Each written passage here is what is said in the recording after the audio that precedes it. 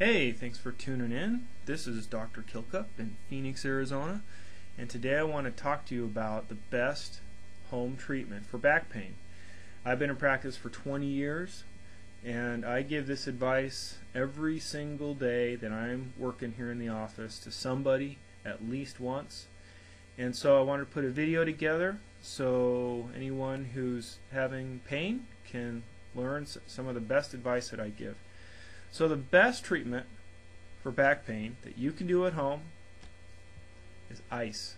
Believe it or not, it's ice. That simple thing in your freezer. But ice does many things that I'm not going to go into on this video, but I've written an article on at my website there. So you can click on that and read it. If you're already at my article and you're watching this video, obviously this is kind of redundant for you, but if you found my video searching the web for information, there you go. So there's two ways to apply ice: the way that works and every other way. Every time that I talk to a patient about ice, I hear about their failed attempts to use ice and how it didn't work. And so you got to do ice right. If you don't do it right, it won't work. So here are the keys. The first key is you have to use something as cold as ice or colder than ice. Frozen popcorn or frozen vegetables are not cold enough and they don't work. So you really got to get this cold.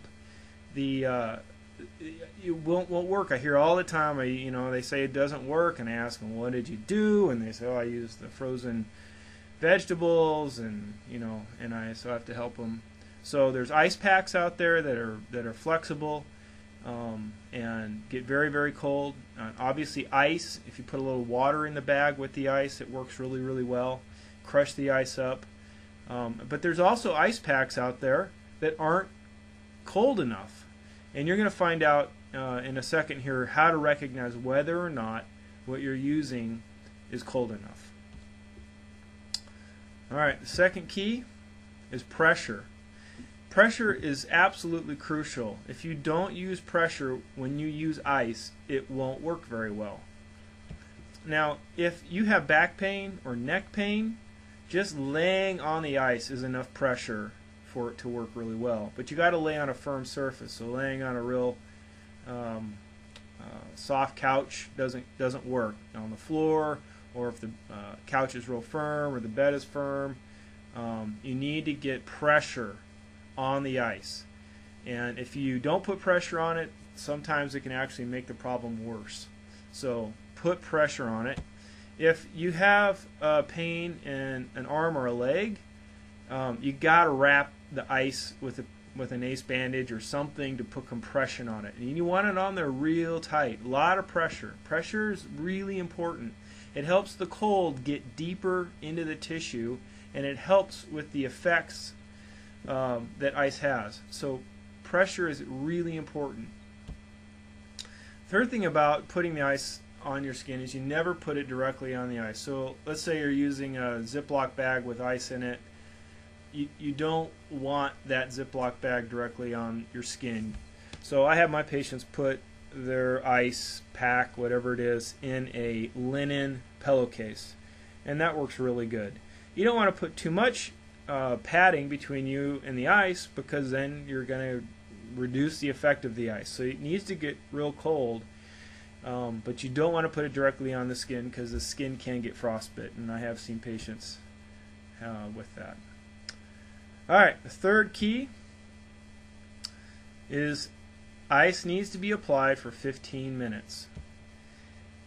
And time is critical. If you put it for less than 15 minutes, you're not going to get the benefit. And if you go longer than 15 minutes, you're going to run the risk of frostbite or swelling or other problems. So when you're doing ice the way I'm telling you, with something very cold, you need to be aware that you can hurt yourself with this.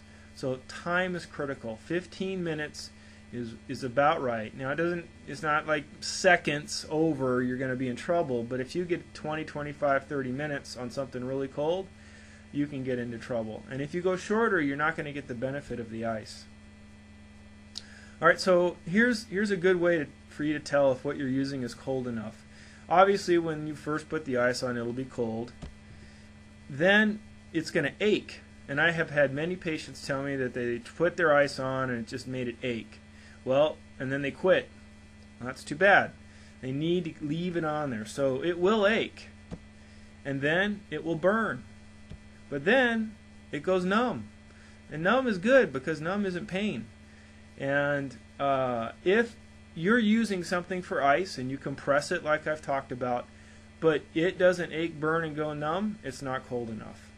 So ice an ice pack that's cold enough will go through these stages, and the effect in the end will be that it'll be good and numb, and the muscles will be relaxed, less tight than they were when you started.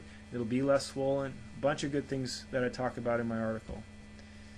All right, fourth key is when you have pain, you should be using the ice 15 minutes every hour. So the more you do it, the more consecutive applications, the better it works. It works, if you only do it once, it works a little bit. If you are able to do it 5 hours in a row for 15 minutes every hour, it makes a profound difference in the amount of pain and stiffness that you have. So I encourage my patients to use it as often as they can when they're in the early stages of pain.